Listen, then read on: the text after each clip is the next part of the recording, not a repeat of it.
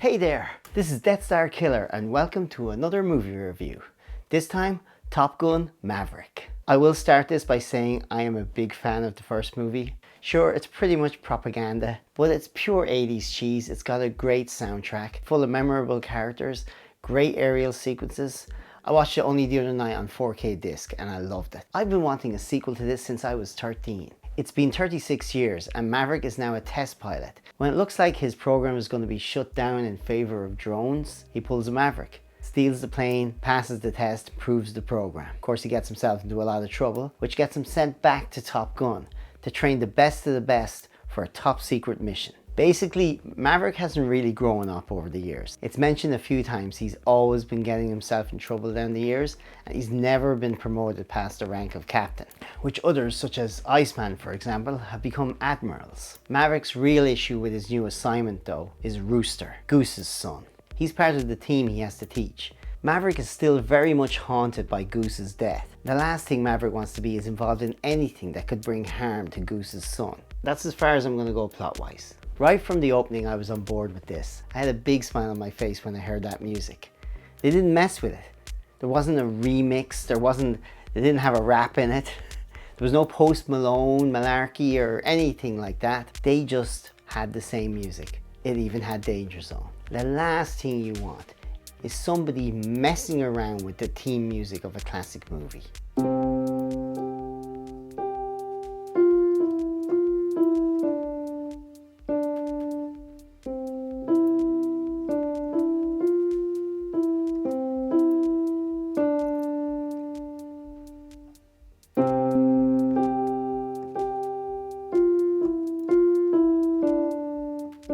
Cruise is, for me, excellent as always as Maverick. Jennifer Connolly is good, but she's not in it that much. But I did buy the chemistry between herself and Maverick. I also like that she's the Admiral's daughter that we hear about in the first movie that he got in trouble for doing a low-level flyby. Miles Teller is great as Rooster, Goose's son.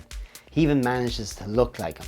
There's also a lovely scene between Cruise and Kilmer. It's great to see Val Kilmer back in this, especially after all the trouble he's had with his health over the last few years.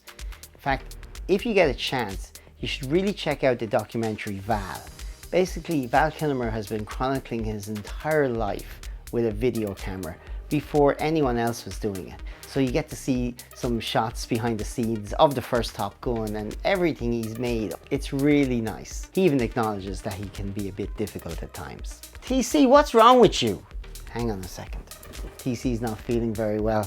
He has a sore eye. And he's like a little old man now. He might look like a little kitten, but he's actually about 12. He'll be okay. I got him some ointment for his eye today in the vets. I gotta do the rest of this. The main reason to watch a Top Gun movie are the aerial sequences, and they seriously do not disappoint in this. Cruise had himself and all the other actors playing pilots go through a boot camp and actually be up there in fighters with hidden pilots flying them, obviously. But they're up there experiencing the G-forces and the maneuvers and all that. It's probably the most Tom Cruise thing you can think of so far. You can even see some real fear there sometimes. Fair play to them. The filmmaking involved in that is something else. In fact, take a look at this quick clip. I think when you see the film, you really feel what it's like to be a Top Gun pilot. You can't fake that. You can't fake the G-forces. You can't fake the flying. You can't fake being a fighter pilot. Top Gun Maverick is a Mach 10 breath of fresh air. The lengths Tom Cruise and everyone went through to get as realistic aerial sequences as possible is unprecedented. Tom Cruise is the fastest man alive.